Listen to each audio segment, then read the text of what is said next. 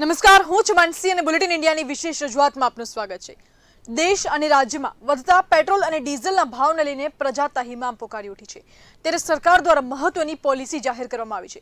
તંત્રએ આ માટેની તૈયારીઓ પણ શરૂ કરી દીધી છે। તો ગુજરાત સરકારે ઇલેક્ટ્રિક વાહનો માટેની પોલિસીની જાહેરાત કરી। વધતા પેટ્રોલ ડીઝલના ભાવ અને વધતા પ્રદૂષણની વચ્ચે ઇલેક્ટ્રિક વાહનોનું મહત્વ વધ્યું છે। ત્યારે હવે સરકાર પણ ઇલેક્ટ્રિક વાહનોને પ્રોત્સાહન આપી રહી છે અને આ સાથે જ ઇલેક્ટ્રિક વાહનોની ખરીદી પર કેટલાક ટકા રાહત પણ આપી શકે તેવું જાણવા મળી રહ્યું છે। રાજ્ય સરકારે પોલિસી બનાવવા સંદર્ભે વિભાગ અને સરકાર લેવલે કવાયત તેજ બનાવી છે। ઇલેક્ટ્રિક વાહનોની બેટરી રિચાર્જથી લઈને વધુ સંશોધન કરી કઈ રીતે સરળ બનાવી શકાય છે તે મુદ્દે એક્શન પ્લાન પણ રાજ્ય સરકારે તૈયાર કર્યો છે।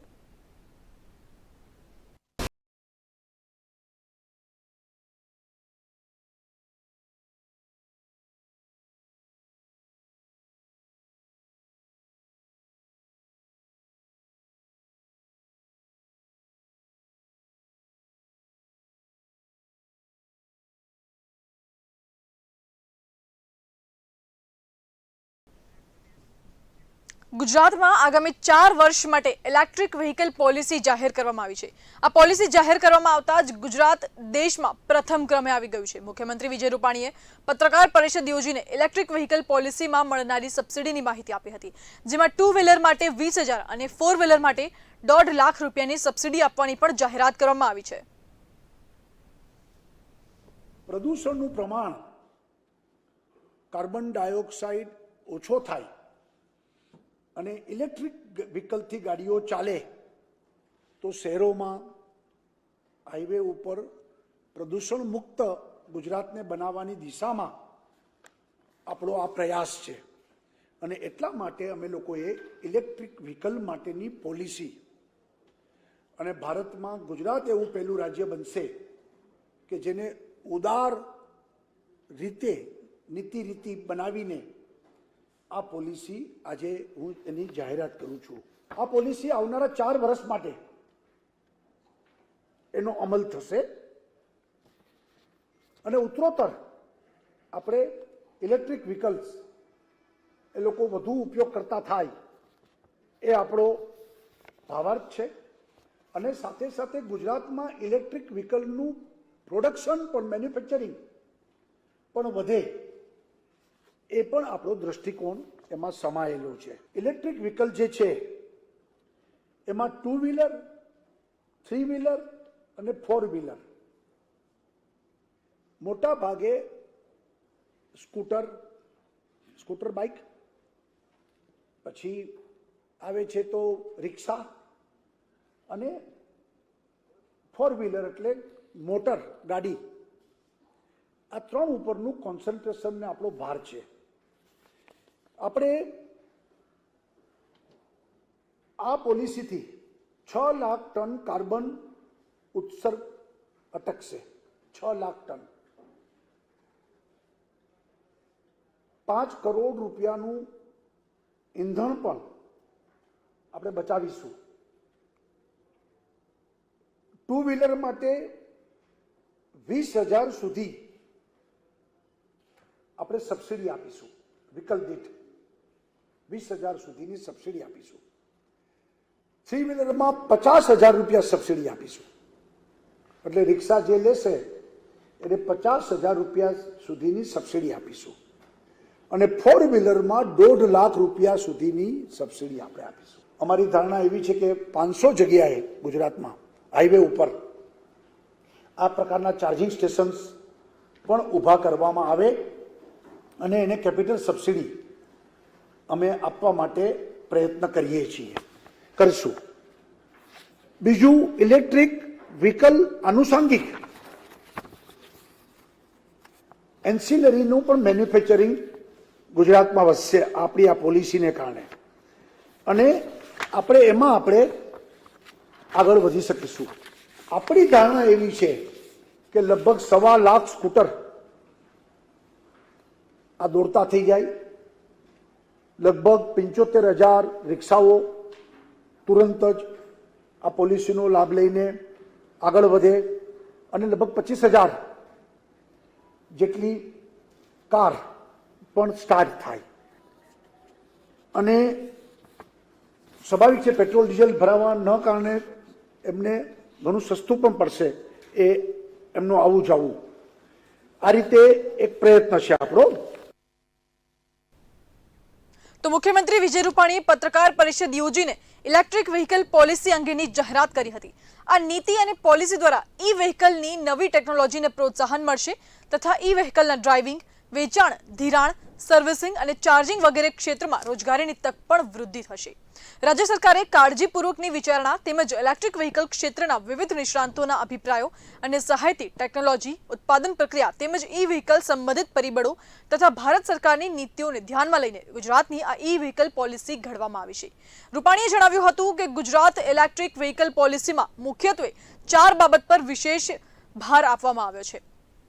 મુખ્યમંત્રી વિજય રૂપાણીએ કહ્યું છે કે વાયુ પ્રદૂષણમાં સૌથી મોટી વાત કહી શકાય કે ઈ વ્હીકલથી ઘટાડો થશે. જે અત્યારે ખૂબ જ મોટા પ્રમાણમાં પોલ્યુશન થઈ રહ્યું છે, કાર્બન ડાયોક્સાઇડનું ઉત્પાદન થઈ રહ્યું છે, તેનું મેઇન કારણ એ છે કે જે ઈંધણના કારણે પોલ્યુશન થઈ રહ્યું છે, કાર્બન ડાયોક્સાઇડ બહાર આવી રહ્યું છે તે.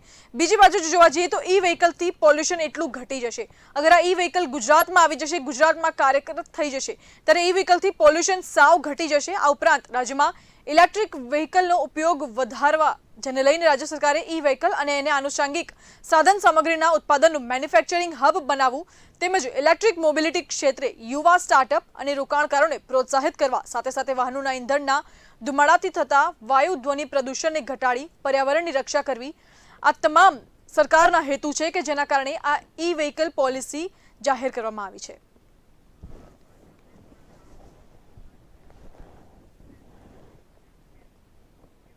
તો મુખ્યમંત્રી વિજય રૂપાણીએ આજે પત્રકાર પરિષદ યોજીને ઇલેક્ટ્રિક વ્હીકલ પોલિસીની જાહેરાત કરી છે અને આ પોલિસી ક્યારે અમલમાં થશે, આ પોલિસીથી કોને કેટલો ફાયદો થશે અને આગામી સમયમાં આ પોલિસીનું શું થશે, કેટલા સમય સુધી આ પોલિસી રહેશે, આ તમામ મુદ્દાઓ પર આજે ચર્ચા કરીશું. અને ચર્ચા કરવા માટે અમારી સાથે જોડાઈ ગયા છે સ્નેહલ જોશી બીજેપીથી, મિહિર પટેલ આમ આદમી પાર્ટીથી.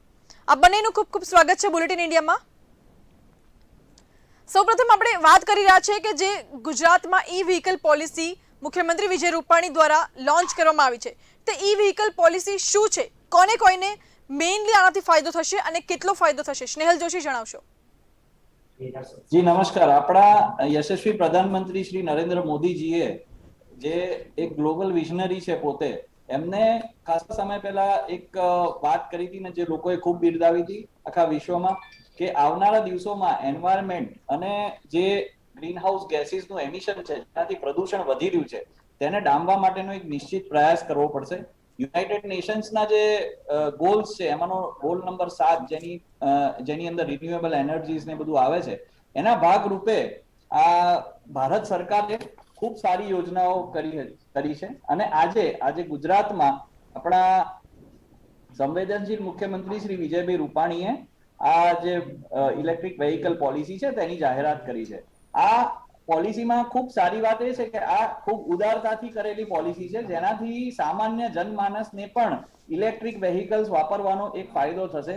હું ટેકનિકલ વાતમાં પછી પડીશ, પણ હું કહીશ કે એક ઇલેક્ટ્રિક વેહિકલનું એવું એક માન્યતા સામાન્ય રીતે હતી કે ઇલેક્ટ્રિક વાહનો ખૂબ મોંઘા હોય છે, જેના લીધે મારા શ્રમજીવી ભાઈ બહેનો ને એ લોકો પણ કદાચ ખચકાતા હતા. પણ આજે આ પોલિસીથી મને ચોક્કસ ખાતરી છે કે તે લોકો પોતાના દીકરા દીકરી માટે પણ નાના મોપેડ, બાઇક જે ઇલેક્ટ્રિકની મદદથી ચાલતા હોય તેવા ખરીદશે. અને જેમ એમને કહ્યું કે આ એક 4 વર્ષનું વિઝન છે કે જેની અંદર આશરે 2 લાખ જેટલા વાહનો રોડ ઉપર દોડતા થશે અને સાથે આશરે 500 જેવા રિચાર્જિંગ સ્ટેશન્સ પણ બનશે. અને આ રિચાર્જિંગ સ્ટેશન્સ પણ સિટીની અંદર છે, અમુક ગામો છે એની નજીક એની પાસે બનાવવાના છે અને હાઈવેઝ પર બનાવવાના છે. એટલે આ જે રિચાર્જિંગ સ્ટેશન છે તેની પણ એક ખૂબ સારી રીતે યોજનાબદ્ધ રીતે આ બનાવવાના છે. અને જેમ એમને કીધું કે આ જે પોલિસી છે તેનાથી ખૂબ જ રોજગાર મળશે, કારણ કે આજે બધા વેહિકલ્સ બનશે, તેનો સર્વિસિંગ થી માંડીને એના મેન્યુફેક્ચરિંગ નું પણ આપણે વધુમાં વધુ લોકોને રોજગારી મળે તેવો પ્રયાસ કર્યો છે એમને. અને સાથે સાથે આ એન્સિલરીઝ એટલે એનું જે મેન્યુફેક્ચરિંગ યુનિટ્સ છે એ બધા પણ અહીંયા ગુજરાતમાં લાગે. એટલે આપ સૌ જાણો છો કે જેમ ગુજરાત કોઈ પણ સારું પગલું ભરવામાં મોખરે હોય છે અને ભારતમાં જે પણ વિકસિત રાજ્યોમાંનું એક ખૂબ સારું રાજ્ય છે. અને સોલર એનર્જીમાં પણ ઘણા આપણે લોકો એમ કહી શકીએ કે આદરણીય નરેન્દ્ર મોદીજી જ્યારે મુખ્યમંત્રી હતા ત્યારે તેમના વિઝનથી આપણે ખૂબ જ રિન્યુએબલ એનર્જીમાં પ્રગતિ કરી છે.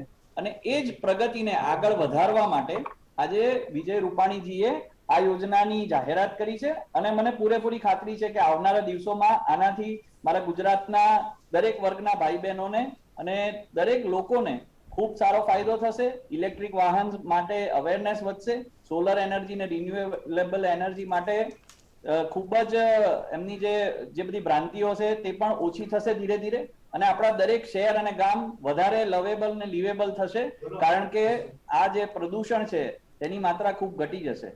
જી સ્નેહલ જોશી, આપે કહ્યું કે ગુજરાત મોખરે છે. હા, ચોક્કસ વાત છે કે ગુજરાત માટે ખૂબ જ ગર્વની વાત કહી શકાય કે ગુજરાત કોઈ પણ સારું પગલું લેવામાં મોખરે જ હોય છે દેશમાં, અને ઇલેક્ટ્રિક વ્હીકલ પોલિસી લોન્ચ કરવામાં પણ ગુજરાત મોખરે રહ્યું છે.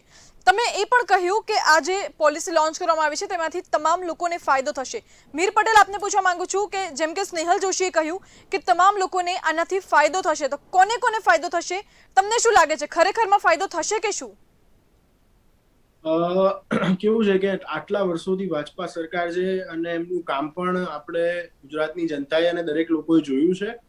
એટલે હવે જ્યારે જ્યારે યોજનાનું નામ પડે ત્યારે મારી સાથે આખી ગુજરાતની સમગ્ર જનતાના મગજમાં અને હૃદયમાં એક ધ્રાસકારો બેસી જાય છે કે આ કોઈક નવી યોજનાની આડમાં કોઈ કૌભાંડ થવાનું કે કોઈ કૌભાંડ સર્જાવાની ઘણી બધી તકો રહેલી છે. એટલે હું ખાલી અત્યારે ભગવાનને એટલી પ્રાર્થના કરું અને સરકારને પણ એટલી પ્રાર્થના કરું કે જો આવી કોઈ યોજના અત્યારે જો ખરેખર અને બહુ સારી રીતે સારા પાયે જો કરવામાં આવી રહી છે તો ડેફિનેટલી એ ઘણા બધા લોકોને, જેવી રીતે સોલર પ્લાન્ટની વાત કરીએ તો ઘણા બધા લોકો એનો ઉપયોગ કરી જ રહ્યા છે, યોજનાનો લાભ લઈ જ રહ્યા છે. પણ એની સાથે કદાચ મા કાર્ડની વાત તમે કરો, મા કાર્ડની યોજનાની વાત કરો, તો એ શ્રમજીવીઓ માટે મા કાર્ડની યોજના કરવામાં આવી હતી, પણ એમાં ઘણા બધા ટર્મ્સ એન્ડ કન્ડિશન્સ હતા કે તમારી પોલિસી આટલી હોવી જોઈએ, તમારું આવક આટલું હોવું જોઈએ, XYZ ETC terms and conditions હતી. તો મારી આશા એટલી જ છે કે આ નવી યોજના જે આવી રહી છે, ઇલેક્ટ્રિક જે કાર કે ઇલેક્ટ્રિક વ્હીકલ્સ જે લોન્ચ કરવાની કે જેની સબસિડી આપવાની, તો મને આશા એટલી જ છે કે એમાં કોઈ પણ પ્રકારના કહેવાય ને કે જે છુપા રહેલા ટર્મ્સ એન્ડ કન્ડિશન્સ ના હોય. અને મને ખબર છે ત્યાં સુધી 14 લાખથી લઈને 16 લાખ સુધીની વેલ્યુ છે. જે ફર્સ્ટ એડિશન છે એ 12 લાખ રૂપિયાનું એડિશન છે. એટલે કદાચ ફરીને એ જ વાત આવે કે જે આપણે શ્રમજીવીઓની વાત કરીએ છીએ તો એ શ્રમજીવીઓ માટે 12 લાખની ગાડી લેવી એ અગેન એક બહુ મોટો સવાલ છે. અને એ ગાડી લીધા પછી પણ એને ચાર્જ કરવાની જે આખી, હા અસ્નિલભાઈ, હું તમને સમય હું મારા પોઈન્ટ્સ કહી દઉં પછી તમે તમારી વાત રજૂ કરશો. એટલે 12 લાખની જે ગાડીની શરૂઆત થાય છે ત્યારે તમને કદાચ ખબર હશે કે જે નાનામાં નાની ગાડી હોય એ ગાડી લેવી પણ શ્રમજીવીઓ માટે થોડી અઘરી વાત છે. અને આ જે સબસિડી છે એનો લાભ, સૌથી પહેલી વાત એ છે કે તટસ્થ રીતે ખરેખર જેને લાભ મળવો જોઈએ એને મળે તો સારું છે. કારણ કે ભૂતકાળમાં એવું થયું છે કે સરકારી તરફથી સરકારી વસાહતો બનાવવામાં આવી હોય અને એ વસાહતોમાં ખરેખર ગરીબોને અને ખરેખર શ્રમજીવીઓને મકાન ના મળ્યા હોય, એવું ઘણા બધા કિસ્સાઓ આપણી નજર સમક્ષ છે જ. એટલે એવી આશા કરું છું કે આ નવી યોજના સુપ્રત રીતે, જેવી રીતે આપણા ભાઈ કહી રહ્યા છે કે સંવેદનશીલ મુખ્યમંત્રી સાહેબે યોજના ઘડી છે, તો એ જે પ્રમાણે ઘડી હોય એ પ્રમાણે ખાલી પેપર ઉપર ના રહે અને ગુજરાતની દરેક જનતા સુધી યોજના પહોંચે એવી મારી અંતઃકરણથી આશા છે. સ્નેહલ જોશી, મિહિર પટેલે કહ્યું કે દર વખતે જ્યારે સરકાર દ્વારા કોઈ યોજના બહાર પાડવામાં આવે છે, કોઈ યોજનાની જાહેરાત કરવામાં આવે છે, ત્યારે લોકોમાં ક્યાંક ને ક્યાંક ખુશીની લાગણીની જગ્યાએ એની સાથે સાથે ડરની પણ લાગણી હોય છે કે ક્યાંક હવે કોઈ મોટું કૌભાંડ બહાર ના આવે. કારણ કે ઘણીવાર એવું બનતું હોય છે કે કોઈ યોજના બહાર પાડવામાં આવે, કોઈ પોલિસી લોન્ચ કરવામાં આવે ને તેમાં ભ્રષ્ટાચારના કેસીસ બહુ વધી ગયા હોય છે. ત્યારે શું કહેવું છે?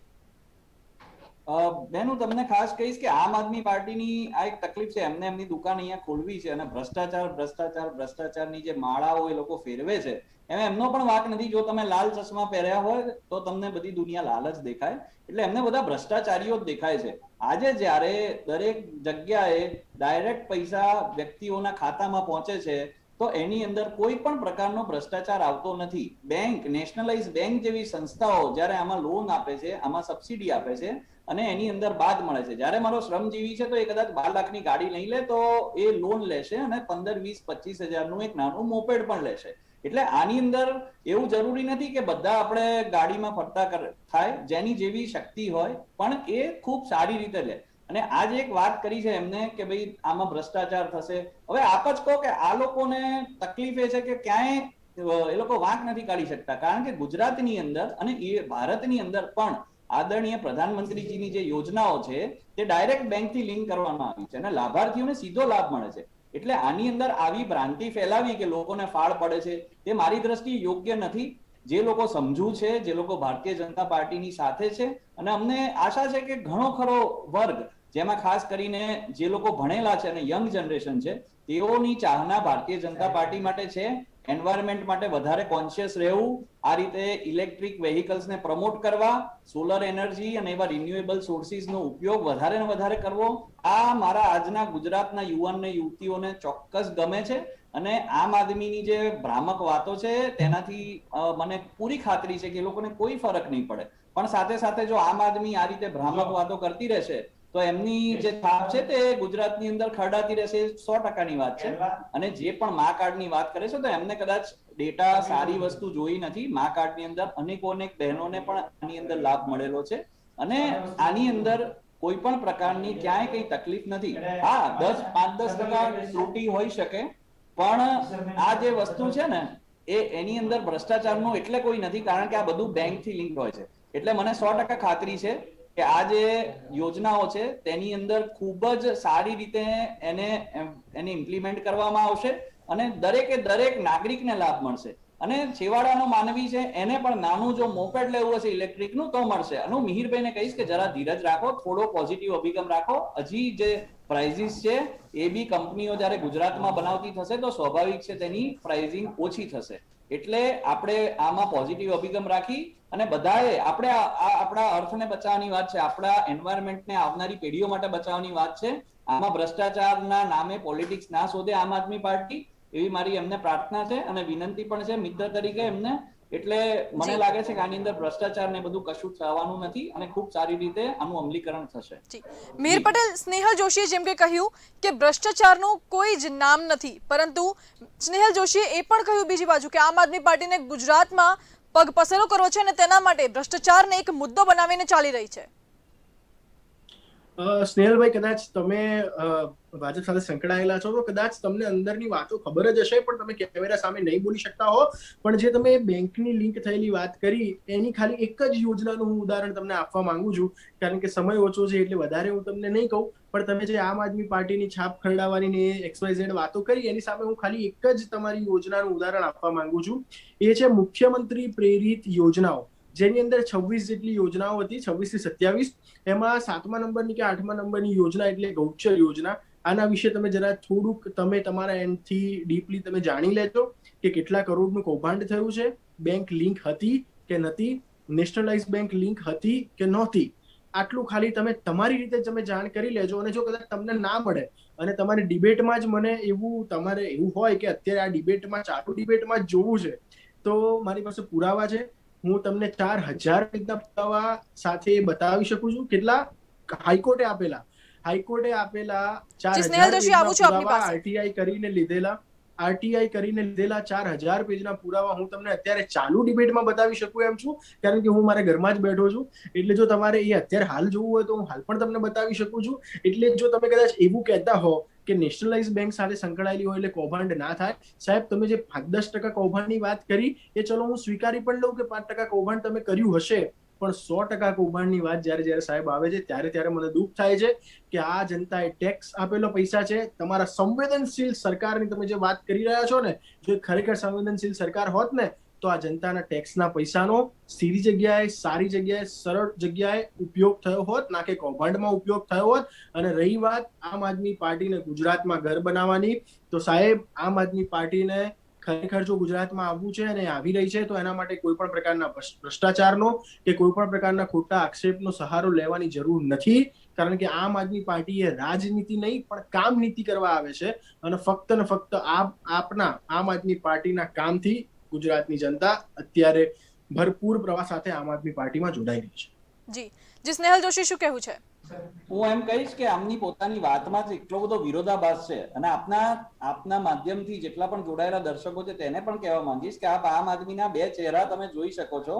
એ લોકોએ કંઈ કામ હજી સુધી કર્યું નથી, ને જો કામ કર્યું હોય એમને ઇનોવેશનમાં, આના જે ગ્રીન એનર્જીમાં, અત્યારે ભારત સરકાર ઇલેક્ટ્રિક વેહિકલ પ્રોત્સાહન યોજના છે એનો ફેઝ 2 ચાલી રહ્યો છે, ને એના ભાગ રૂપે આપણે ગુજરાતમાં કરી, એટલે ફેઝ 1 આપણે સક્સેસફુલી કરી અને ઘણા બધા રાજ્યોમાં ઇલેક્ટ્રિક વેહિકલ્સ અત્યારે કાર્યાન્વિત છે. એટલે આ લોકોની તકલીફ એ છે કે એ લોકોએ કંઈ કામ કર્યું નથી અને કહે છે મારી કામ નીતિ છે. ભાઈ, તમે જો કંઈ કામ કર્યું હોય પર્યાવરણનું, એક પણ વૃક્ષ તમે વાવ્યું હોય તો એનો એ બતાવો ને. તમે જયારે આ બધા કાગળ બતાવશો, ન્યાયપાલિકા પર અમને ભરોસો છે, અને જે પણ અન્યાય થાય તે ન્યાયપાલિકામાં જઈ અને એ ન્યાય માંગશે. અને ગુજરાતની અંદર ન્યાયપાલિકા થી માંડીને સરકારની અંદર દરેક લોકો આવી પ્રક્રિયામાં સહાય કરે છે, અને જેને પણ ભ્રષ્ટાચાર કર્યો છે એને સજા પણ મળે છે. અને તમે જો આ રીતે બધા રેકોર્ડ કાઢવામાં બહુ એક્સપર્ટ છો, એટલે તમે એ બી કાઢી લેજો કે એન્ટી કરપ્શન બ્યુરોએ કેટલી રેડ પાડી હતી. એક વર્ષની અંદર હજારોની સંખ્યામાં જ્યાં પણ આવી કોઈ પણ ત્રુટિ દેખાય છે કે કોઈ વ્યક્તિની તકલીફ હોય છે, જે દરેક રાજ્યમાં દરેક સરકારોમાં હોય છે, અનફોર્ચ્યુનેટ છે, દુર્ભાગ્યપૂર્ણ છે. પણ આની અંદર ગુજરાત સરકારનો જ્યાં રોલની વાત આવે છે, તો ગુજરાત સરકાર તેની અંદર એકદમ સચોટ રીતે અને નિષ્પક્ષ રીતે તપાસ કરીને કામ કરે છે. એટલે આ લોકોની જે ભ્રષ્ટાચાર છે કરીને જે સ્ટોરી બનાવીને વાત કરવાની છે, તો કામ નીતિ કરી હોય તો તમે કામ બતાવો કે આની અંદર તમે વૃક્ષારોપણ કેટલા કર્યા. અમારા ત્યાં મહિલા મોરચા, યુવા મોરચા તથા દરેક લોકોએ કેટલા હજારો વૃક્ષ આખા ગુજરાતમાં અત્યાર સુધી કર્યા ને. અમે આવનારા ચોમાસાની ઋતુમાં હજારો બીજા વૃક્ષ જે છે ઉછેરવાની નેમ લીધી છે. અમારા આદરણીય સ્નેહલ જોશી, આપણે વાત કરી રહ્યા છીએ પેટ્રોલ ડીઝલની કે જેના ભાવ વધી રહ્યા છે, તો બીજી તરફ ઇલેક્ટ્રિક વ્હીકલ પોલિસી લોન્ચ કરવામાં આવી છે. હવે જનતાનું ક્યાંક ને ક્યાંક આ પ્રશ્ન છે કે જ્યારે ગયા વર્ષે લોકડાઉન હતું, પેટ્રોલ ડીઝલનો બિલકુલ પણ વપરાશ નહોતો, એ સમયે પેટ્રોલ ડીઝલનો ભાવ સાવ જ ઘટી ગયો હતો, અને ત્યારબાદ ધીમે ધીમે લોકડાઉન ખુલતું ગયું ત્યારે પેટ્રોલ ડીઝલના ભાવ વધતા ગયા. ત્યારે હવે આખરે સરકારે ઇલેક્ટ્રિક વ્હીકલ પોલિસી લોન્ચ કરી છે. અત્યારે ઇલેક્ટ્રિક વ્હીકલનો એટલો બધો વપરાશ નથી, પરંતુ આગામી સમયમાં જો સરકારે સબસિડી આપી છે તેનાથી ઇલેક્ટ્રિક વ્હીકલનો વપરાશ વધશે. તો શું આગામી સમયમાં પણ ઇલેક્ટ્રિસિટીનો ભાવ વધશે? તો હું આપને એ જ કહેવા માંગુ છું કે એક તમને સિમ્પલ એક દાખલો આપું છું કે ઇલેક્ટ્રિસિટી જે આપ કહો છો એનું જે જનરેશન છે એ હવે સોલરના માધ્યમથી થઈ રહ્યું છે. આપ પણ અમદાવાદ શહેરમાં જોતા હશો કે અનેકોને ઘર ઉપર સોલર પેનલ્સ લાગી ગઈ છે, અને ઇલેક્ટ્રિકનું જે કન્ઝમ્પશન છે તે જે રીતે વધશે, આપની વાત 100% સાચી છે, પણ સાથે સાથે એના પૂરક રૂપે જે સોલર એનર્જીના જે પેનલ્સ છે એ દરેક લોકો પોતાના ઘરમાં લગાવે છે, અને જે પાવર જનરેટ થશે એનાથી જે વ્યક્તિ પોતાનું મોપેડ કે બાઇક કે ઇવન સાયકલ હશે ઇલેક્ટ્રિક, તો એ ચાર્જ કરશે. અને એની અંદર પણ સરકારની સબસિડીની અનેક યોજનાઓ છે, અને ઉર્જા મંત્રાલયે પણ સોલર એનર્જીને પ્રોત્સાહન મળે એના માટે અનેક સબસિડી આપી છે, અને આવનારા સમયમાં પણ એ પ્રમાણે સબસિડી આપશે. એટલે આપની વાત ખૂબ જ યોગ્ય અને વ્યાજબી છે કે ઇલેક્ટ્રિકનું કન્ઝમ્પશન જ્યારે વધશે ત્યારે આ રીતનું એમનું જે જરૂરિયાત છે એ પણ વધશે. એટલે મારું એ માનવું છે ચોક્કસપણે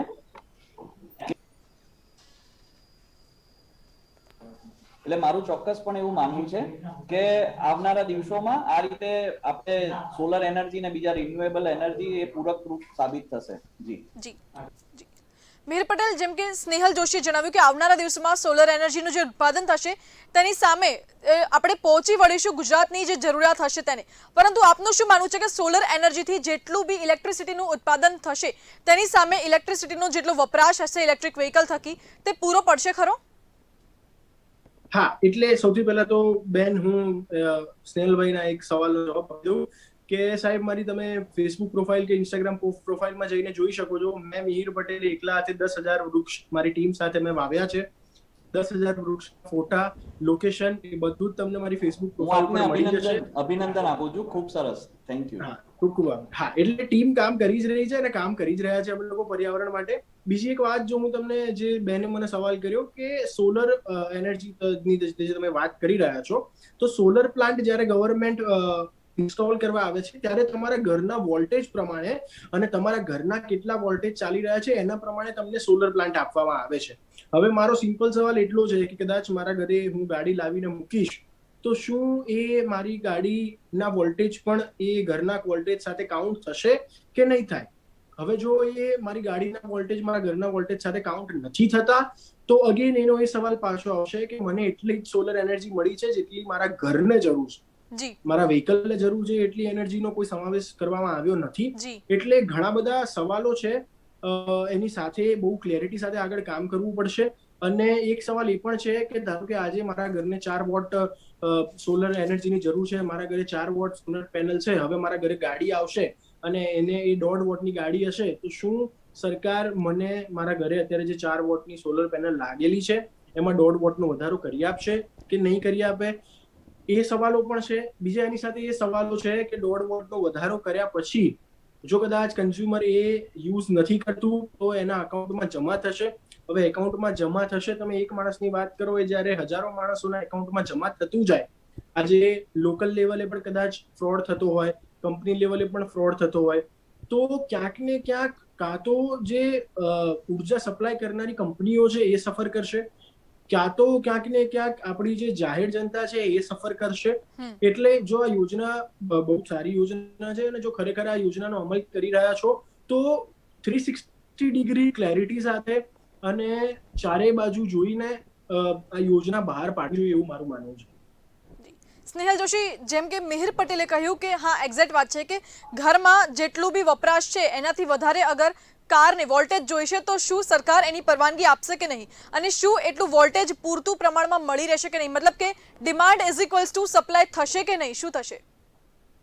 જી હું એમને કહીશ કે તે પોલિસી જે છે સરકારની તે વાંચે, એમાં સ્પેશિયલી ક્લોઝ પણ છે કે વેહિકલ્સને ચાર્જ કરવા માટે જે પણ એનર્જી વપરાશે તેમાં પણ એક સબસિડી આપેલી છે. એટલે મિહિરભાઈ જો એનો અભ્યાસ કરશે અને ખૂબ અભ્યાસુ વ્યક્તિ છે એટલે એમનો અભ્યાસ કરશે તો એમને ખ્યાલ આવશે.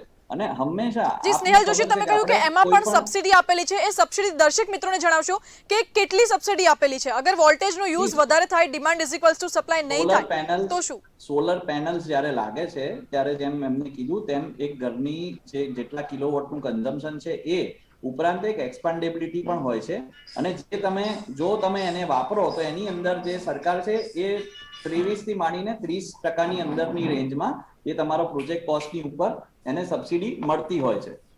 જી જી, મિહિર પટેલ શું કહેતા હતા? જી, હવે આમાં એક બીજો સવાલ એ પણ છે કે જ્યારે સરકાર સબસિડી આપે છે ત્યારે એમાં એક ક્લોઝ એવો એડ કરવામાં આવે છે. હું તમને ઉદાહરણ દ્વારા સમજાવવા માંગીશ કે એક્સ કંપની ટૂથપેસ્ટ હું લઈશ તો જ સરકાર મને સબસિડી આપશે. હવે સે ફોર એક્ઝામ્પલ વાય કંપનીની ટૂથપેસ્ટ મને 5 રૂપિયામાં પડે છે અને એક્સ કંપનીની ટૂથપેસ્ટ મને 15 રૂપિયામાં પડે છે અને એ 15 રૂપિયામાં સરકાર મને 5 રૂપિયા સબસિડી આપે છે.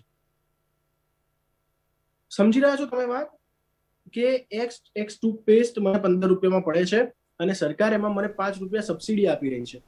તો ખરેખર તમે જોવા જાઓ તો એ સબસિડી આમ આદમી માટે ને જનતા માટે એસ સચ કોઈ કામ નથી. એમાં એક ક્લોઝ એડ કરેલો છે કે તમારે જો સોલર પેનલ તમારા ઘર ઉપર કે તમારે યુઝ કરવી છે તો તમારે કમ્પલસરી આ 5 કંપનીમાંથી કોઈ એક કંપનીની જ સોલર પેનલ લેવી પડશે. હવે માર્કેટ રેટથી એ કંપનીઓનો રેટ થોડો હાઈ જઈ રહ્યો છે. એના કારણે શું થાય કે બિલ તો 25 રૂપિયાનું બને, જી સ્નેહલ જોશી આપણી પાસે આવી રહી છે. 20 રૂપિયાનું બિલ બને, સરકાર સબસિડી આપે 5 રૂપિયા, તેમ છતાં પબ્લિકને એ 20 રૂપિયામાં જ પડે. હવે કમ્પેરિઝન એવી છે કે એ 5 કંપનીઓને છોડીને તમે કોઈ છઠ્ઠી કંપની પાસેથી માલ લઈ રહ્યા છો તો એ માલ પણ તમને 20 રૂપિયામાં જ પડી રહ્યો છે. એટલે અહીંયા બહુ ખાસ મહત્વ, એટલું બધું નો ડાઉટ સબસિડીનું મહત્વ છે અને સબસિડી મળે છે, જે લોકોને મળી છે એ લોકોને રાહત પણ થઈ છે. પણ ક્યાંક ને ક્યાંક આ બધી ટેકનિકલ વસ્તુઓના ક્લોઝ જે છે એ પણ ધ્યાનમાં લેવા, અને પબ્લિકનું કેવું છે કે પબ્લિક બહુ જ આપણી ગુજરાતની જનતા ખાસ કરીને બહુ જ ભોળી છે અને હોશિયાર પણ એટલી જ છે. એટલા માટે ચોક્કસથી મારે આ મુદ્દો કહેવો પડે છે કે આ બધી નાની નાની ટેકનિકલ વસ્તુઓ, ટેકનિકલ ક્લોઝનું પણ સરકાર ધ્યાન આપે. જો ખરેખર પબ્લિકના હિત માટે અને પબ્લિકની સુવિધાઓ માટે જ યોજના ઘડી રહ્યા છો તો હું સ્નેહલભાઈને રિક્વેસ્ટ કરીશ કે આવી નાની નાના ક્લોઝમાં અને નાની નાની જે ટર્મ્સ એન્ડ કન્ડિશન્સ છે એમાં પણ સરકાર સારું એવું ધ્યાન આપે. જી જી, સ્નેહલ જોશી શું કહેવા માંગતા હતા? મિહિરભાઈએ જે ટેકનિકલ વાત કરી બેન તે ખૂબ સારી છે, પણ એમની તકલીફ એ છે કે એ માહિતીને ટ્વીક કરીને એટલે એને અલગ રીતે અહીંયા પ્રસ્તુત કરે છે. દર વખતે આમ આદમી પાર્ટીની એક સ્ટાઇલ બની ગઈ છે અને આ લોકોનું એક મોડસ ઓપરેન્ડી કે એવું છે. 200 થી વધારે કંપની જ્યારે એમ્પેનલ છે આજે ગુજરાતની અંદર, અને આપ જ માનશો કે ભાઈ તમે કોઈ પણ વસ્તુ વિશ્વસનીયતા, જ્યારે સરકાર પૈસા આપતી હોય સબસિડીની, તો એ કંપનીની એક વિશ્વસનીયતા જુએ છે અને વિશ્વસનીયતાના માપદંડ જોઈ અને એક પેનલ બનાવે છે. અને એક બે કંપની હોય તો આપણે કહી શકીએ, 200 થી વધારે કંપની આજની તારીખમાં છે.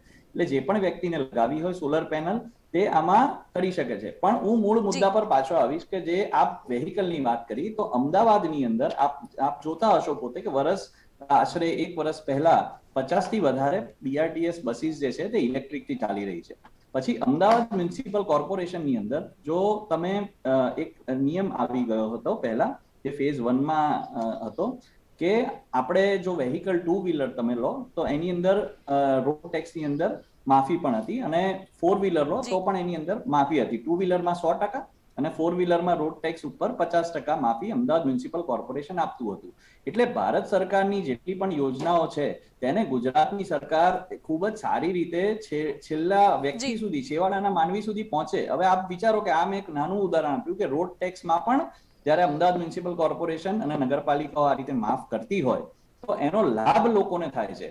એટલે આમ આદમી પાર્ટી વાળા મિત્રો કે છે બરાબર છે, સરકારને જે ટેક્સ આપે છે લોકોનો જ પૈસો છે, પણ હું સાથે એ કહેવા માંગીશ કે સરકાર ખૂબ જ જવાબદારીપૂર્વક અને ખૂબ જ નિષ્ઠાપૂર્વક આ કામ કરી રહી છે. અને અમારો હેતુ એ છે કે ગુજરાતના લોકો ખૂબ જ સ્વસ્થ અને સારી હવામાં રહી શકે. જેમ કે આપણા જે રાજધાની છે દિલ્હી, તેની અંદર પણ હવાનું પ્રદૂષણ ખૂબ વધારે છે. તે આ બધા માટે ચિંતાનો વિષય છે. અને આમ આદમી પાર્ટીની જ્યાં સરકાર છે તો એમના માટે વિશેષ એક ચિંતાનો વિષય હોય, એ બહુ સ્વાભાવિક વાત છે. એટલે મને એવી આશા છે કે આવા જે મુદ્દા છે કે જે ગ્લોબલી નોન છે, કે દિલ્હીનું પોલ્યુશન આપ વાત કરો તો આપને ગૂગલ પર કરોડો પેજીસ મળશે એના એનાલિસિસ, એની ડિટેલ્સ. એટલે એ જ રીતે હવે આપણો એ પ્રયાસ છે કે ગુજરાત સૌથી મોખરે રહે.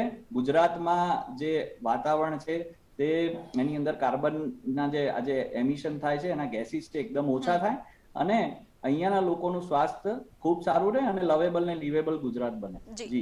જી સ્નેહલ જોશી, મિહિર પટેલ, આપ જોડાયેલા રહેશો. તો ઈંધણના વધતા ભાવને લઈને રાજ્ય સરકાર પણ ચિંતામાં હતી.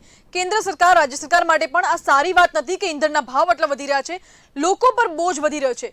કોરોના મહામારીના કારણે ઓલરેડી લોકો મિડલ ક્લાસથી બિલો પોવર્ટી લાઈન આવી ગયા છે, અને એમાં પેટ્રોલ, ડીઝલ અને જરૂરિયાત એવા ઈંધણના ભાવ વધી રહ્યા છે, જેના કારણે લોકો હાલાકી વેઠવી રહ્યા છે. ત્યારે ગુજરાત રાજ્ય સરકારે એક મહત્વનો નિર્ણય કર્યો છે, ઇલેક્ટ્રિક વ્હીકલ પોલિસી જાહેર કરી છે. ઈંધણથી પરેશાન ઇલેક્ટ્રિક છે આસાન. આ મુદ્દા પર આપણે આજે ચર્ચા કરી રહ્યા છે, જેમાં રાજ્ય સરકારનું ટાર્ગેટ છે કે 1,10,000 ટુ વ્હીલર્સ, 70,000 થ્રી વ્હીલર અને 20,000 જેટલા ફોર વ્હીલર આગામી 4 વર્ષમાં રાજ્યમાં આવશે એવો અંદાજ છે. ત્યારે આ જે વાહનો છે તે વાહનોમાં રાજ્ય સરકારે સબસિડી પણ જાહેર કરી છે. જો કે વાત કરવામાં આવે ટુ વ્હીલરની, તો રાજ્ય સરકારે ટુ વ્હીલર માટે 20,000 રૂપિયા જેટલી સબસિડી જાહેર કરી છે. આ ઉપરાંત ફોર વ્હીલર્સ માટે રાજ્ય સરકારે 1.5 લાખ રૂપિયા જેટલી સબસિડી જાહેર કરી છે. ત્યારે આગામી આ જે એક્ટ બનાવવામાં આવે છે, કે જે પોલિસી બનાવવામાં આવી છે, તેમાં રાજ્ય સરકારે કયા કયા મહત્વના મુદ્દાને આવરી લીધા છે, તો તમામ મુદ્દા વિશે ચર્ચા કરીશું. ફરીથી આપણી સાથે જોડાઈ ગયા છે સ્નેહલ જોશી બીજેપીથી, મિહિર પટેલ આમ આદમી પાર્ટીથી. સ્નેહલ જોશી, આપણે જે વાત કરી રહ્યા હતા કે જેમ કે મિહિર પટેલે અગાઉ કહ્યું હતું કે ક્યાંક ને ક્યાંક દર વખતે જે પોલિસી જાહેર થાય છે તેમાં કૌભાંડ બહાર આવતા હોય છે, ભ્રષ્ટાચારના સમાચારો આવતા હોય છે. આ વખતે તમે જણાવ્યું કે કૌભાંડ કે ભ્રષ્ટાચાર નથી થવાના તેવું, પરંતુ હિડન કન્ડિશન્સ પણ હોય છે, છુપા ટર્મ્સ એન્ડ કન્ડિશન્સ જેને આપણે કહીએ છીએ. તો આ જે પોલિસી છે તેમાં હિડન ટર્મ્સ એન્ડ કન્ડિશન શું છે? હું આપને કહીશ કે આપની વાત જે છે આમાં કોઈ હિડન કન્ડિશન્સ કે હિડન પોલિસીસ કે એવું કંઈ છે નહીં. કારણ કે આ એક સીધી પારદર્શક યોજના છે કે જે વ્યક્તિ એક વાહન ખરીદશે એને એની બેંક જે છે ત્યાંથી જ એના સોર્સથી જ સબસિડી મળશે, વત્તા જે ચાર્જિંગ સ્ટેશન હશે ત્યાં જઈને ચાર્જ કરવાનું છે. એટલે એક આ સિમ્પલ પ્રક્રિયા છે, અને અમારી ભારતીય જનતા પાર્ટીની પારદર્શિતા છે તે આમાં સ્પષ્ટ રીતે દેખાય છે. જેમ આપણા મુખ્યમંત્રી શ્રીએ કીધું કે અમે લોકો જે લોકો સુધી વધારેમાં વધારે પહોંચે એ પ્રકારની યોજનાઓ લાવીએ છીએ, અને આ વિઝન આપણા આદરણીય પ્રધાનમંત્રીજીનું છે કે જ્યારથી એ ગુજરાતના મુખ્યમંત્રી હતા ત્યારથી એમને આ પ્રકારના જે બધી એક્ટિવિટીઝ છે, સોલર એનર્જી વગેરે, જેમ મેં આપને પહેલા કીધું, તે ચાલુ કરી છે. અને એમાં પણ ક્યાંય કોઈ પણ જગ્યાએ આપ જોશો તો કોઈ ભ્રષ્ટાચારનો કે એવું છે નહીં, અને આની અંદર કોઈ હિડન બિટવીન ધ લાઇન્સ વાળું કોઈ વિષય જ નથી આવતો. જી. મિહિર પટેલ, આપણે બ્રેક પહેલા ચર્ચા કરી રહ્યા હતા, તેમાં સ્નેહલ જોશીએ કહ્યું હતું કે આમ આદમી પાર્ટી કોઈ પણ માહિતી જે આવે છે તેને ટ્વિસ્ટ કરીને પ્રેઝન્ટ કરે છે, સીધી રીતે પ્રેઝન્ટ નથી કરતા. શું કામ ટ્વિસ્ટ કરવું પડે? મારો સવાલ જ છે કે કોઈ પણ માહિતીને શું કામ ટ્વિસ્ટ કરવું પડે? બહુ સીધી ઘટના એ છે કે સાહેબે બીઆરટીએસ નું ઉદાહરણ આપ્યું, બરાબર? બીઆરટીએસ નો સક્સેસ રેશિયો 23%, 23% છે સાહેબ. ગુજરાતની માત્ર 2% પબ્લિક, માત્ર 2% જનતા બીઆરટીએસ નો ઉપયોગ કરે છે. તેમ છતાં તમે બીઆરટીએસ નો ઝંડો લઈને અત્યારે ફરી રહ્યા છો સાહેબ. તમે જે બીઆરટીએસ ની વાત કરો છો એનાથી સૌથી હાઈએસ્ટ એક્સિડન્ટ રેશિયો થાય છે, એ એસીબીએ લાસ્ટ મંથ જાહેર કર્યું. કદાચ એ તમારા ધ્યાનમાં નહીં હોય.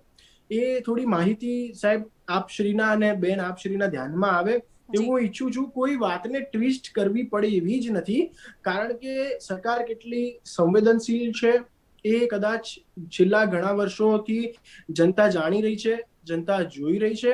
અને એક આમ આદમી પાર્ટી શેના માટે આવી રહી છે ગુજરાતમાં, તો અમે લોકો શું એક સામાન્ય માણસને શું જોઈએ? સારી સ્કૂલ જોઈએ, સારું આરોગ્ય જોઈએ, ગવર્મેન્ટનું સારું આરોગ્ય હોય, ગવર્મેન્ટની સારી શાળાઓ હોય, સરકારી ઓફિસમાં જઈને તમારે 2 ધક્કા 3 ધક્કા ભલે 4 ધક્કા ખાવા પડે, 4 ધક્કા ખાધા પછી પણ તમારી પાસે કોઈ પૈસા ના માંગે. આટલી સામાન્ય તો માંગ છે, જનતા સામે ટેક્સ આપી રહી છે.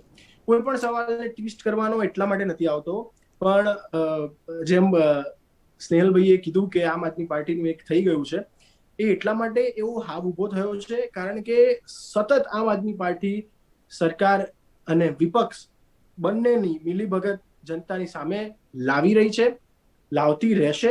તેટલા માટે કદાચ એમને એવું લાગી રહ્યું હશે કે દરેક વાતમાં, દરેક મુદ્દા પર એમને ભ્રષ્ટાચાર સૂજે છે. એવું સ્નેહલભાઈએ કીધું કે આમ આદમી પાર્ટીને દરેક વાતમાં, દરેક યોજનામાં ભ્રષ્ટાચાર સૂજે છે.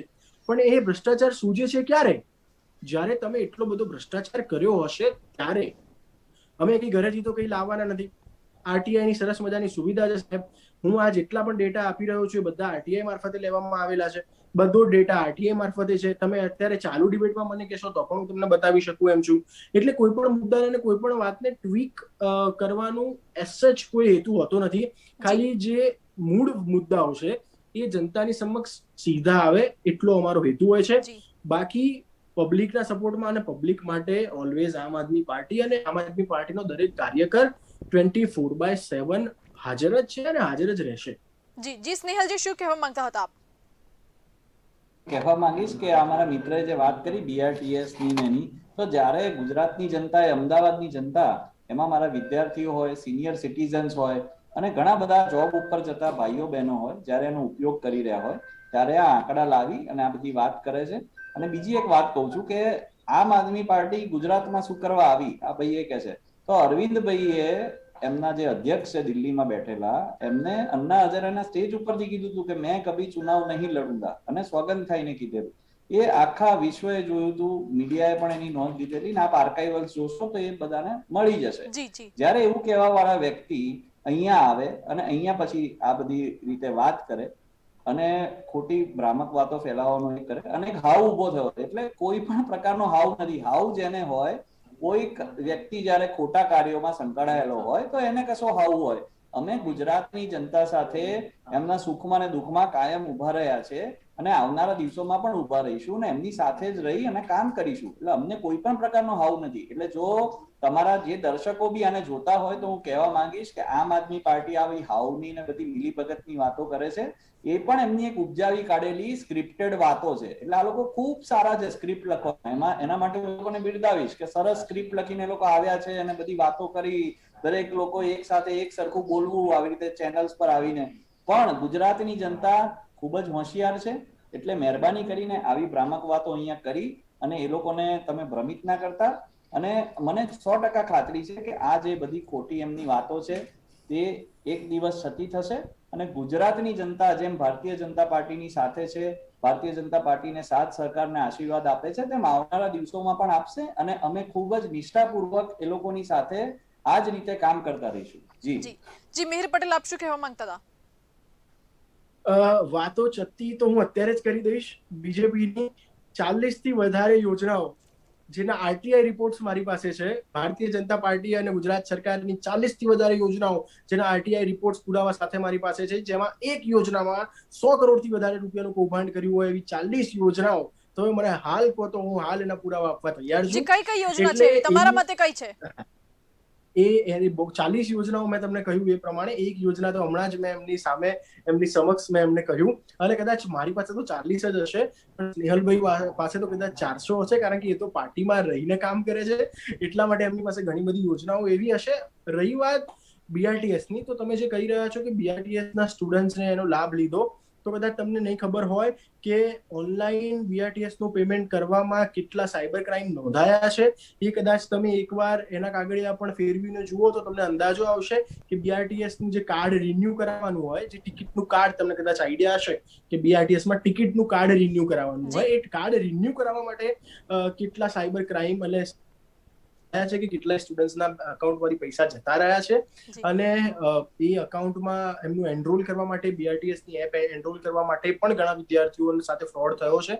એની કેટલી સાયબર કમ્પ્લેનો નોંધાઈ છે, સાહેબ તમે એના ઉપર પણ એકવાર નજર પટેલ, આપણે જે વાત આપણે ક્યાંક ને ક્યાંક મુદ્દાથી ભટકી રહ્યા હોય તેવું લાગી રહ્યું છે, કારણ કે આરોપ પ્રત્યારોપ થઈ રહ્યો છે, પરંતુ આપણે વાત કરી રહ્યા છીએ કે આજે જે પોલિસી લોન્ચ કરવામાં આવી છે તેના વિશે, બરાબર?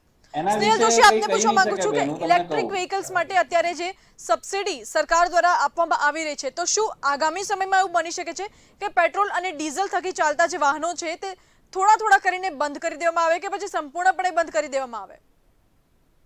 હા, આપ અત્યારે ગ્લોબલી જો જોશો તો જે વિશ્વના ઘણા બધા દેશો છે તેમાં ઇલેક્ટ્રિક વેહિકલની સ્વીકૃતિ થઈ છે, અને એ લોકો સક્સેસફુલી આજે ઇલેક્ટ્રિક વેહિકલ્સ વાપરી રહ્યા છે. અને જેમ મેં કીધું કે એક જવાબદાર નાગરિક તરીકે હું, તમે, મિહિરભાઈ હોય કે કોઈ પણ વ્યક્તિ હોય ભારતીય, એને જ્યારે એવું થાય કે ભાઈ મારે પર્યાવરણને પ્રદૂષણથી બચાવવા માટે મારું યોગદાન કેટલું હશે, તો એ યોગદાન હું કેવી રીતે આપી શકીશ, તો એ ચોક્કસપણે મને ખાતરી છે કે લોકો પોતે આ જે ઓપ્શન્સ છે બધા એ લોકો એ રીતે એડોપ્ટ કરશે, અને આવનારા દિવસોમાં 100% વધારે સબસિડીની પણ યોજનાઓ થઈ શકે. અને જ્યારે કોઈ પણ વસ્તુની સ્વીકૃતિ વધારે થાય, માસ પ્રોડક્શન થાય, તો એ સ્વાભાવિક વાત છે કે તેની કોસ્ટિંગ પણ ડાઉન આવશે. એટલે મને 100% ખાતરી છે કે જે આ 4 વર્ષની આદરણીય મુખ્યમંત્રીજીએ વાત કરી તે યોજના કરતા પણ દોઢા વાહનો આપણા ગુજરાતની સડકો પર દોડતા થઈ જશે, એવી મને સંપૂર્ણપણે ખાતરી છે. જી મીર પટેલ, સ્નેહલ જોશીએ કહ્યું કે રાજ્ય સરકાર એવું ઈચ્છે છે કે આ જે વાહનો છે તેના થકી દરેક જે કોસ્ટ છે તે કોસ્ટ ઓછી આવી જાય. ઇલેક્ટ્રિક વ્હીકલ્સ અને તેને લગતી સાધન સામગ્રીનું મેન્યુફેક્ચરિંગ પણ ગુજરાતમાં થશે, જેથી ગુજરાત આ તમામ વસ્તુઓનું મેન્યુફેક્ચરિંગ હબ બને તેવી પણ રાજ્ય સરકારની ક્યાંક ને ક્યાંક ઈચ્છા છે. શું કહેવું છે? ના, ડેફિનેટલી અમે પણ એ વાત સાથે સહેમત છે કે કદાચ જો ઇલેક્ટ્રિક સાધનો આવી રહ્યા છે તો એ ચોક્કસથી પર્યાવરણ માટે અને જીવન જરૂરિયાતનું એક ઉપયોગી સાધન બની રહેશે. પણ એની સાથે સાથે એક મુદ્દો એ પણ છે કે જ્યારે સોલર પેનલની વાત કરીએ તો સોલર પેનલ જ્યારે સબસિડી વાળા સોલર પેનલ લેવામાં આવ્યા હોય તો એ વખતે જે તે સમયે 10 વર્ષની વોરંટી આપી હોય, પણ કદાચ 2-3 વર્ષમાં એને કઈ ખરાબી થાય અને વોરંટી માટે રિપ્લેસ કરાવવા માટે કે પછી એની મરમ્મત માટે જ્યારે કંપનીને અપ્રોચ કરવામાં આવે છે ત્યારે કંપની સામે એવું કહે છે કે ભાઈ આ તો સબસિડી વાળો માલ તમે નખાયો છે, એટલા માટે આની વોરંટી જે 10 વર્ષની હતી એ કંપની એવું ડિસાઈડ કર્યું છે કે 1 વર્ષમાં પૂરી થઈ જાય છે.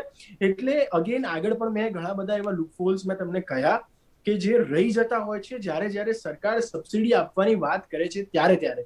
એટલે મને એ પણ એ જ શંકા છે કે આજે 12 લાખ રૂપિયાની ગાડી, હું પણ એક સામાન્ય પરિવારનો છું અને હું પણ એક સામાન્ય નાગરિક છું, આજે 12 લાખ રૂપિયાની ગાડી હું લોન લઈને લઈ રહ્યો છું કે પછી હું બીજી સગવડ કરીને કે મારી જમા પૂંજીમાંથી 12 લાખ રૂપિયાની ગાડી લઈ રહ્યો છું સબસિડીના લાભમાં આવીને કે એના મોહમાં આવીને, તો મને એવું હોય ચોક્કસપણે કે જે હું ગાડી લઈ રહ્યો છું એ ગાડી મારી લાંબો સમય સુધી ટકે, 10-15 વર્ષે ગાડી હું ચલાવી શકું. અને ડેફિનેટલી એના જે સ્પેર પાર્ટ્સ છે એ બધા સ્પેર પાર્ટ અને ડેફિનેટલી એના જે સ્પેર પાર્ટ્સ છે એની ગેરંટી, વોરંટી બધું જ સંપૂર્ણપણે સરકાર એની જવાબદારી લે અને એક એવો પ્લાન સરકાર બનાવે, એક એવી યોજના બનાવે કે જેથી જનતાને હેરાન ના થવું પડે આ નવી યોજનાને લઈને. મારી એટલી રિક્વેસ્ટ છે. જી સ્નેહલ જોશી, જેમ કે મિહિર પટેલે કહ્યું કે એ લોકોની એવી માંગ છે, જે મિડલ ક્લાસ ક્યાંક ને ક્યાંક લોકો છે એમની પણ આવી માંગ હશે કે જે સાધન સામગ્રી છે તેને લઈને સરકાર પણ કંઈક યોજના જાહેર કરે, જેમ કે તેની જે વોરંટી ગેરંટી હોય છે તે અગર એક્સપાયર થઈ જાય છે અને તેના પછી પણ કંઈ પ્રોબ્લેમ આવે છે તો શું, એવી કોઈ એને લઈને સરકાર કોઈ માહિતી કે કંઈ રાહત આપે?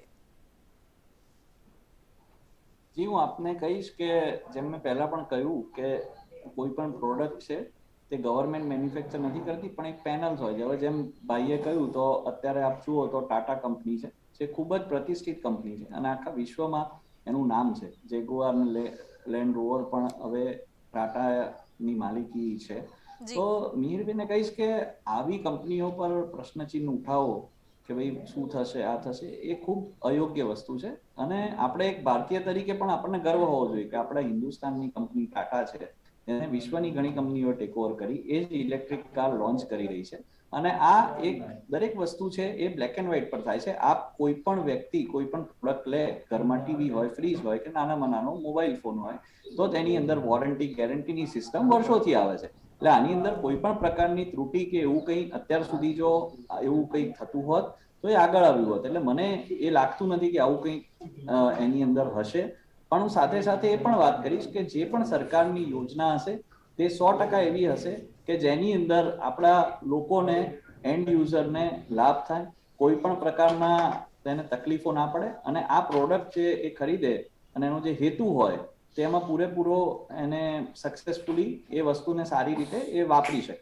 જી સ્નેહલ જોશી, હાલમાં રાજ્ય સરકારે એવી જાહેરાત કરી છે કે અત્યારે રાજ્યમાં 250 નવા ચાર્જિંગ સ્ટેશન ઊભા કરવામાં આવશે. પેટ્રોલ પંપ પર પણ ઊભા કરવામાં આવશે, હોટેલ્સની બહાર પણ ઊભા કરવામાં આવશે, આ ઉપરાંત સોસાયટીઝ અને ફ્લેટ્સમાં પણ ચાર્જિંગ સ્ટેશન ઊભા કરવામાં આવશે. તો શું એવું કહી શકાય કે આગામી સમયમાં અગર ઇલેક્ટ્રિક વ્હીકલ્સ જોરદાર રીતે ચાલી ગયા તો પેટ્રોલિયમનો બિઝનેસ ઠપ થઈ જશે કે ડીઝલનો જે વપરાશ છે તે બંધ થઈ જશે? જી આપનો આ પ્રશ્ન ખૂબ સારો છે અને સાચો એટલે છે કે આપ જોશો તો હું એક બે આંકડા આપને કહેવા માંગીશ કે આપણે જો જોઈએ કે કાર્બન એમિશનની વાત કરીએ તો ભારત દેશમાં 0.56 ટન પર યર એક વ્યક્તિ દીઠ કાર્બન એમિશન છે. અને કાર્બન એમિશનના જે ટોટલ આંકડા છે એની અંદર 29% જે છે તે ટ્રાન્સપોર્ટથી આવે છે, પ્રોડક્શન ઓફ ઇલેક્ટ્રિસિટીમાં 25%, ઇન્ડસ્ટ્રીઝનું 23%, રેસિડેન્સનું 13%, એગ્રીકલ્ચર 10% અને લેન્ડ યુઝ ને ફોરેસ્ટ્રી હોય છે એનું 12%. એટલે આની અંદર મારું કહેવાનું છે કે જે ટ્રાન્સપોર્ટેશન છે એની અંદર તમે જેમ વાત કરી કે આપણે ઘણા બધા વસ્તુઓના ભાવ પણ ટ્રાન્સપોર્ટેશન સાથે સંકળાયેલા હોય છે. એટલે હા, એવું ચોક્કસપણે માનું છું કે વેપાર જેની ખપત છે ડીઝલ અને પેટ્રોલની એ ધીરે ધીરે ક્રમશઃ ઓછી થતી જશે અને ત્યારબાદ આપણે એનો ફાયદો પણ સામાન્ય માણસોને એ થશે કે જ્યારે આપણે ભાવ નિયંત્રણમાં લાવીએ અને આપણે ઇકોનોમિકલી જ્યારે ઇલેક્ટ્રિક વેહિકલ્સ બધે રન થશે અને આખી સપ્લાય ચેનની અંદર જ્યારે ઇલેક્ટ્રિકલ વેહિકલ્સ થઈ જશે કે નાની ઈ રિક્ષા પણ ઇલેક્ટ્રિકથી ચાલતી હશે અને ફેક્ટરીમાં જે પ્રોડક્ટ ઉચકીને મૂકનારી ક્રેન પર ઇલેક્ટ્રિકથી ચાલતી હશે, નાના જે તમે જોવો છો, તો ત્યારે આપણને ખૂબ જ ફાયદો થશે ને આપણે જે વસ્તુઓની કિંમતની અંદર પણ આનાથી આવનારા દિવસોમાં 100% અંકુશ લાગશે. એટલે હું એવું ચોક્કસપણે કહીશ કે આ ખૂબ જ એક સારા વિઝન વાળી અને જે કોમ્પ્રિહેન્સિવ નીતિ આજે આપણા આદરણીય મુખ્યમંત્રી શ્રી વિજયભાઈ રૂપાણીએ લોન્ચ કરી છે અને આવનારા દિવસોમાં ફક્ત વેહિકલ્સ ઇલેક્ટ્રિફિકેશન થશે એનું અને પર્યાવરણ સારું થશે એ તો છે જ, પણ જેમ મેં એમ કીધું ઓન અ લાર્જર સ્કેલ આવા બધા બેનિફિટ્સ પણ થશે અને આપણે દરેક વસ્તુના ભાવમાં નિયંત્રણ પણ લાવી શકીશું અને ડીઝલ ને એની ખપત ઓછી થશે. જી મિહિર પટેલ, જેમ કે સ્નેહલ જોશીએ કહ્યું કે રાજ્યમાં હવે આજે આવશે તેનાથી ખૂબ મોટો ફાયદો થશે, પરંતુ બીજી બાજુ જોવા જઈએ તો પેટ્રોલિયમ બિઝનેસને ક્યાંક ને ક્યાંક આ નિર્ણયથી મસમોટું નુકસાન થવાની ભીતિ સેવાઈ રહી છે. રાજ્યમાં જો વાત કરવામાં આવે તો અદાણીના, એચપીના, રિલાયન્સના પેટ્રોલ પંપ સૌથી વધુ છે અને હવે અગર ઇલેક્ટ્રિક વ્હીકલ્સ આવી ગયા તો ક્યાંક ને ક્યાંક પેટ્રોલિયમ બિઝનેસને મોટું નુકસાન થશે. એ લોકોને પણ આ પેટ્રોલિયમનો જે બિઝનેસ કરે છે તે ઓનર્સને પણ મોટું નુકસાન થશે. તો શું કહેવું છે આપનું? સૌથી પહેલા તો જે ટાટા કંપનીની વાત કરી આપણા સાથી મિત્રએ, એ હું પહેલા કહી દઉં તમને કે એક ઇન્ટરનેશનલ કંપનીનું નામ તમે સાંભળ્યું હશે, કિંગફિશર. શરૂઆતમાં જ્યારે એ કંપની આવી ખાસા વર્ષો સુધી હતી અને એ કંપનીએ એક સાથે 150 જેટલા એરોપ્લેન્સ બાય કરી લીધેલા અને અત્યારે તમને એ કંપનીની હાલત ખબર જ છે. એટલે કોઈ કંપનીને તમે ઇન્ટરનેશનલી કે એવી રીતે જજ ના કરી શકો. તમારે કંપની સાથે બહુ હાઈલી એની સાથે તમારે બોન્ડ બ્લેક એન્ડ વ્હાઇટ પર તમે કહી રહ્યા છો એ કરવા પડે. અને કદાચ હું સમજુ છું ત્યાં સુધી ભાજપા સરકારની એક જ તકલીફ છે કે ઓન પેપર ઉપર એમની નીતિ એકદમ સાફ હોય છે. ઓન પેપર ઉપર બધું જ પોઈન્ટ ટુ પોઈન્ટ હોય છે, પણ જ્યારે એકચ્યુઅલ ફોર્મેટમાં અને ઓન ફ્લોર આવીને કામ કરવાનું હોય છે ત્યારે ક્યાંક ને ક્યાંક એ ઓન પેપર ઉપર લખાયેલું એટલું યોગ્ય રીતે મેનેજ નથી થઈ શકતું. અને બેને જે વાત કરી કે પેટ્રોલિયમ નો જે બિઝનેસ કરે છે જે લોકો, એના માટે પણ કંઈક ને કંઈક પ્લાન કર્યો જશે ગવર્મેન્ટ તરફથી. અને ડેફિનેટલી હજી એ તમે જે કહી રહ્યા છો એ ઝોન આવતા હજી ઘણો ટાઈમ લાગશે. 5-1 વર્ષ હજી જશે. ત્યાર પછી તમને કદાચ એક ડ્રાસ્ટિક રેટમાં ચેન્જ આવતો જી દેખાય પેટ્રોલિયમમાં, તો એ ત્યારની વાત છે. સ્નેહલ પણ જોશી, એની મિહિર સાથે પટેલે ઘણા કહ્યું કે હેવી ગવર્મેન્ટે ક્યાંક ને ક્યાંક કંઈક ને કંઈક પ્લાન કરીને રાખ્યો હશે જે પેટ્રોલિયમ બિઝનેસ ઓનર્સ છે એ લોકો માટે, લાઈક અદાણી અને અંબાણી. હવે એ લોકો માટે શું પ્લાન કર્યા હશે? એવું કહી શકાય કે આગામી સમયમાં જે ઇલેક્ટ્રિક ચાર્જિંગ સ્ટેશન બનવાના છે તેનો કોન્ટ્રાક્ટ પણ અદાણી અંબાણી એ લોકોને આપવામાં આવે. હું આપને વાત કહીશ કે આપણા લોકતંત્રમાં અનેક કંપનીઝ કામ કરી રહી છે, અને ચોક્કસપણે એવું હોય કે કોઈ પણ દેશના આખા વિશ્વમાં તમે જોશો તો દેશમાં જે કંપનીઓ મોખરે હોય અને મોટા પાયે કામ કરતી હોય, અને સ્વાભાવિક છે કે સરકાર એવા પ્રકારના લોકોને પ્રોત્સાહન આપે છે. અને હું સાથે સાથે મિહિરભાઈની એક વાતને હું કહેવા, એમને જે આક્ષેપ એમની જે આદત પ્રમાણે કર્યો છે કે બધું ઓન પેપર હોય છે, તો જ્યારે હું 2 વસ્તુ કહેવા માંગીશ કે લોકડાઉનની અંદર પણ ફોરેન ડાયરેક્ટ ઇન્વેસ્ટમેન્ટના મેક્સિમમ આંકડા છે આજે, અને ટોપ 5 ની અંદર આપણો દેશ અત્યારે આવે છે. તો શું એ વિશ્વની બધી કંપનીઓએ પણ એવું જ વિચાર્યું હશે કે ખાલી પેપર પર છે પોલિસી નથી? ના, પોલિસી છે.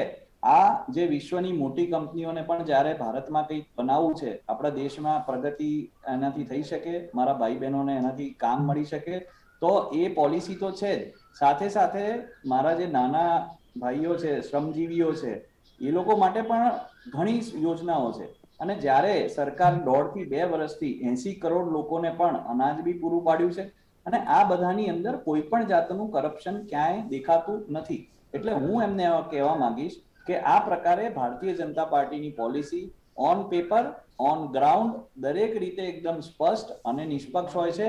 સાથે એનું એક પુરાવો એ પણ છે કે ગત ઇલેક્શન્સમાં ગુજરાતની જનતાએ અમને ખૂબ સારી રીતે આશીર્વાદ આપ્યા છે મતના સ્વરૂપે, અને એ દેખાડે છે કે ભારતીય જનતા પાર્ટી જે કહે છે એ કરે છે. અને આવનારા દિવસોમાં પણ આપ જેમ કહો છો કે જે પણ મેન્યુફેક્ચર, જે પેટ્રોલિયમ કંપનીઝ હશે, અને ઇવન આઈઓસી બી છે, જેમ જે સરકારનો બી એમાં સ્ટેક છે, તો 100% સરકાર જેમ સમયાંતરે પોલિસી મેકિંગમાં બધા વ્યક્તિઓને નિષ્ણાતની મદદ લેતી હોય છે, એ પ્રકારે આની અંદર પણ જેનો યોગ્ય સમય આવશે ત્યારે એ નિર્ણય લેશે જેનાથી કંપનીને પણ નુકસાન ના જાય, એન્ડ યુઝરને પણ નુકસાન ના જાય, અને આખી જે ચેન છે એની અંદરના લોકોને પણ ઓછામાં ઓછું નુકસાન જાય, અને આપણે સ્લો પ્રોસેસમાં ઇલેક્ટ્રિકલ વેહિકલ્સના જે છે એની અંદર આપણે સ્વિચ ઓવર કરી શકીએ. જી જી. જી સ્નેહલ જોશી, મિહિર એકચ્યુઅલી પટેલ. હા જી, મિહિર પટેલ. હા, એટલે ટૂંકમાં પ્રતિક્રિયા લેવા માંગુ જ્યારે છું, આપણી મને જોડે સમય ઓછો છે. જી, મને 2 હાથથી તાલી પાડવાનું મન થાય જ્યારે સાહેબ એવું કહેતા હોય કે આપણે ટોપ 5 માં છીએ ફોરેન ઇન્વેસ્ટમેન્ટમાં. પણ મને ત્યારે બહુ શંકા આવે કે જ્યારે આપણે કરપ્શનમાં પણ ટોપ 5 માં છીએ. કદાચ એ આંકડાઓ તમે ભૂલી રહ્યા છો. કરપ્શનમાં પણ આપણે ટોપ 5 માં છીએ. અને કદાચ જો તમે બહુ પર્યાવરણની લાગણી ખરેખર તમારી સંવેદનશીલ સરકાર જે તમે કહી રહ્યા છો એને ખરેખર પર્યાવરણની લાગણી હોય, તો ઇલેક્ટ્રિક કારની કે ઇલેક્ટ્રિક વ્હીકલની જે યોજના બહાર પાડી છે એની સાથે સાથે મહેરબાની કરીને હું તમને વિનંતી કરું છું, એ યોજનાઓમાં પણ તમે નજર નાખો કે જે યોજનાઓમાં કરોડો રૂપિયા જાડી ઝાંખરા હટાવીને ત્યાં વૃક્ષો વાવવા માટે અપાયા છે, કરોડો રૂપિયા ત્યાં ઇન્વેસ્ટ કર્યા છે, કે જે લેન્ડ ખાલી પડી રહી છે, જે ફ્લાયઓવર્સની બાજુની જગ્યા ખાલી પડી રહી છે, ત્યાં વૃક્ષારોપણ કરવા માટે પણ કરોડો રૂપિયા સરકારે આપ્યા છે. એ વાતને 10-10 વર્ષ થઈ ગયા, તેમ છતાં હજી સુધી એક પણ ઝાડ ત્યાં ઉગ્યું નથી અને સસ્ટેન થયું નથી. તેની સાથે સાથે જે કારખાનાઓનું ગંદુ પાણી નદી નાળામાં છોડવામાં આવે છે, તેની સાથે સાથે બીજી ઘણી બધી કારખાના અને મિલો એવી છે કે જેના ધુમાડા પ્રદૂષણ ફેલાવે છે. તો સંવેદનશીલ સરકારને મારી વિનંતી છે કે એ મુદ્દા ઉપર પણ થોડું ધ્યાન આપે. જી સ્નેહલ જોશી, સમયનો અભાવ છે, ટૂંકમાં આપની પણ પ્રતિક્રિયા લેવા માંગુ છું. જી, હું ટૂંકમાં એટલું જ કહીશ કે આ જે પણ એમની વાતો છે, તો આજે સાબરમતી નદીની અંદર એક પણ ઘરનું કે ગટરનો એક પણ આઉટલેટ નથી. સાથે જ્યારે દિલ્હીમાં એમની જે સરકાર છે એની અંદર યમુના નદીની અંદર 8 થી વધારે જે છે ગટર્સ છે મોટી એ આવે છે. યમુના નદીના કિનારે 1800 જેટલા જે ગેરકાયદેસર બાંધકામના યુનિટ્સ છે તે અત્યારે ચાલે છે. અનેકો અનેક ફેક્ટરીઝ ચાલે છે અને 1800 માંથી આ લોકોને અભિનંદન આપવું કે 250 થી 300 ઘરમાં તે લોકો સારું ડ્રેનેજ અને ખાડકું આપી શક્યા છે. એટલે આ લોકો અહીંયા ગુજરાતમાં આવીને સારી સારી વાતો જોતા નથી અને એમનો જે નકારાત્મક અભિગમ છે એનાથી નકારાત્મકતા છે. હું કહીશ કે જે નાની વસ્તુ હોય એને મોટી કરીને બતાવવાની એમની પોલિસી છે અને દિલ્હીની એમની જે બધી કાળી કરતૂતો છે એને છુપાવવા માટે આ લોકો પ્રયાસ કરે છે. એટલે હું આપના માધ્યમથી આ વસ્તુ બી કરવા માંગુ છું કે જ્યારે દિલ્હીની યમુના નદી એ લોકો સાફ નથી કરી શક્યા, 2 મહિના પહેલા અરવિંદ કેજરીવાલજીએ સ્નેહલ જોશી, આપણે મુદ્દા પરથી ભટકી રહ્યા છે. આપણે જે વાત કરી રહ્યા છે કે ગુજરાતમાં આજે સરકારે લોન્ચ કરી છે. હા, પણ સ્નેહલભાઈ તમે જે હું આઠ આ મુદ્દો ગટરોની વાત કરો છો ને, સ્નેહલભાઈ તમે જે 8 ગટરના ઢાંકણાની વાત કરો પાંચ છો સેકન્ડમાં એની હું સામે મારી વાતને વિરામ આપું છું. 18 જેટલી રિફાઇનરીઓ ત્યાં મૂકેલી છે એ તમે કેમ ભૂલી જાઓ છો? 8 ગટરના અરે ભાઈ, મારી વાત હજી પૂરી નથી થઈ. 18 અરવિંદ જેટલી રિફાઇનરીઓ કેમ ભૂલી કેજરીવાલજીએ જાઓ છો? સત્યેન્દ્ર જૈન સાથે પોતે કીધું હતું કે બેન, યમુનાનું ભાજપા જે સફાઈ ચાલે છે સૌથી તેનાથી અમે મોટી અને સંતુષ્ટ કપોળી નથી. પરિસ્થિતિ એ હું નથી છે કહેતો કે સ્નેહલ જોશી, મિહિર પટેલ, આપની પાસે સમયનો અભાવ છે. અને ભાજપા સરકાર મીર પટેલ, સમયનો અભાવ છે, મને માફ કરશો, સમયનો અભાવ છે આપની પાસે. આપણે જે વાત કરી રહ્યા છે કે ગુજરાતમાં ઇલેક્ટ્રિક વ્હીકલ પોલિસી રાજ્ય સરકાર દ્વારા જાહેર કરવામાં આવી છે, તેમાં ગુજરાત અત્યારે મોખરે થઈ ગયું છે અને તમારી સાથે જે ચર્ચા કરી તેનાથી આપણા દર્શક મિત્રોને પણ ઘણી ખરી માહિતી મળી હશે. સ્નેહલ જોશી, મિહિર પટેલ, આપ બંનેનો ખૂબ ખૂબ આભાર બુલેટિન ઇન્ડિયા સાથે જોડાવા બદલ. તો ગુજરાત અત્યારે મોખરે થઈ ગયું છે. ઇલેક્ટ્રિક વ્હીકલ પોલિસી જે રાજ્ય સરકારે લોન્ચ કરી છે, એક તરફ પેટ્રોલ ઇંધણના ભાવ વધી રહ્યા છે, સામાન્ય જનતા પર તમામ બોજ પડી રહ્યો છે. તેના માટે રાજ્ય સરકારે જે પોલિસી જાહેર કરી છે તેમાં પણ રાજ્ય સરકારે મહત્વની જાહેરાત કરી છે કે ઇલેક્ટ્રિક વ્હીકલમાં 2 વ્હીલર માટે 20,000 સુધીની સબસિડી, જ્યારે 4 વ્હીલર માટે 1.5 લાખ સુધીની સબસિડી રાજ્ય સરકારે જાહેર કરી છે. આ ઉપરાંત હાલમાં રાજ્ય સરકાર 4 વર્ષ સુધી આ સબસિડી અમલમાં રાખશે અને આ સાથે જ હાલમાં રાજ્યમાં 250 જેટલા ચાર્જિંગ સ્ટેશન બનાવવાની પણ જાહેરાત કરી છે. આ સાથે જ આગામી સમયમાં 500 જેટલા ચાર્જિંગ સ્ટેશન બનાવવામાં આવશે રાજ્યમાં, તેવી પણ મુખ્યમંત્રી વિજય રૂપાણીએ જાહેરાત કરી છે. તો હવે ક્યાંક ને ક્યાંક એવું લાગી રહ્યું છે કે ઇલેક્ટ્રિક વ્હીકલ આવવાથી લોકોને રાહત મળશે, લોકો પર જે ભાર છે તે ભાર ઓછો થઈ જશે. અને એ શું થશે, કેવી રીતે થશે, સરકાર કેવી રીતે આનો એક્શન પ્લાન ઘડશે તે આગામી સમયમાં જ ખબર પડશે. તો આ સાથે અત્યારે બુલેટિન ઇન્ડિયાની વિશેષ રજૂઆતમાં બસ આટલું જ. વધુ સમાચાર અને અપડેટ્સ માટે આપ જોતા રહો બુલેટિન ઇન્ડિયા. ખોજ સત્યની, ભરોસો ગુજરાતનો.